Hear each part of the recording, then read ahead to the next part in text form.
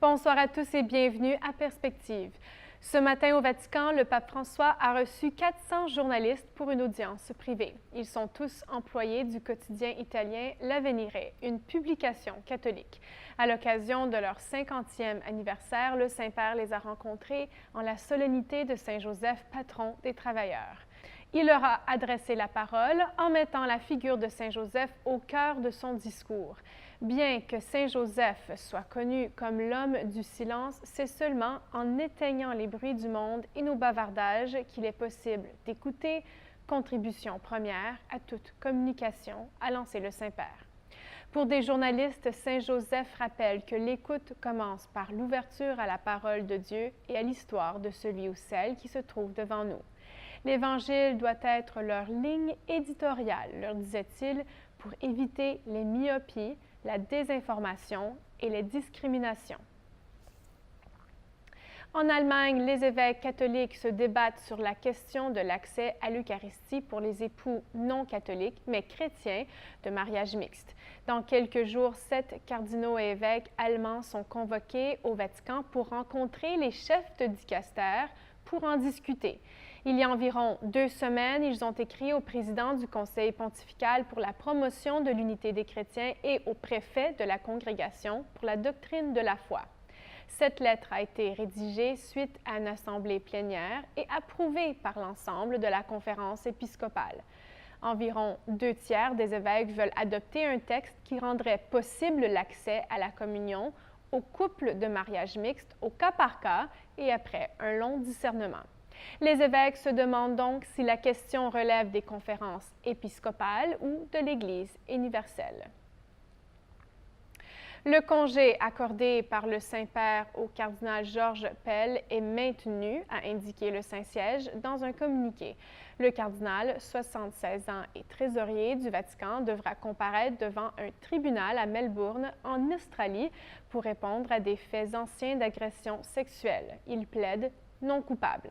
Dans un communiqué, le directeur de la salle de presse du Saint-Siège, Greg Burke, dit « Le Saint-Siège prend note de la décision rendue par l'autorité judiciaire en Australie concernant son éminence, le cardinal Georges Pell. » L'année dernière, le Saint-Père lui avait accordé une période de congé afin qu'il puisse se défendre contre les accusations.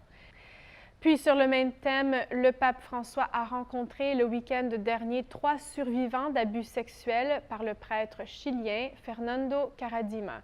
Le directeur de la salle de presse du Saint-Siège, Greg Burke, a indiqué que le pape ne voulait pas faire publier un communiqué relayant ses rencontres avec les victimes. Sa priorité, dit-il, était de les écouter, de demander pardon et respectait leur confidentialité. Dans ce climat de confiance et de réparation de la souffrance, a expliqué Burke, le pape voulait laisser ses invités parler aussi longtemps que nécessaire. En effet, ces rencontres individuelles ont duré plusieurs heures. Sur Twitter, les survivants ont signalé qu'ils se sont sentis écoutés et respectés, heureux et satisfaits. Le père Karadima a été soumis à un procès canonique en 2011 et retiré de ses fonctions, mais lorsque Monseigneur Juan Barros a été nommé évêque d'Osorno, l'histoire a ressurgi. Monseigneur Barros est accusé d'avoir couvert les abus sexuels du prêtre chilien. Pendant son voyage au Chili en janvier dernier, le Saint-Père a défendu Monseigneur Barros, ce qui a suscité nombreuses critiques. Et depuis, le pape a pris connaissance de la complexité de la situation et s'est excusé dans une lettre aux Chiliens pour son erreur. Aux Philippines, maintenant, un prêtre a été assassiné alors qu'il préparait la messe dominicale dans la ville de Gataran. Le père Marc Ventura avait 37 ans. Un homme est entré dans l'église, il a tiré sur le jeune prêtre et s'est enfui sur sa motocyclette. L'archevêque et président de la conférence épiscopale, Monseigneur Romulo Giolina Valles, est choqué et incrédule.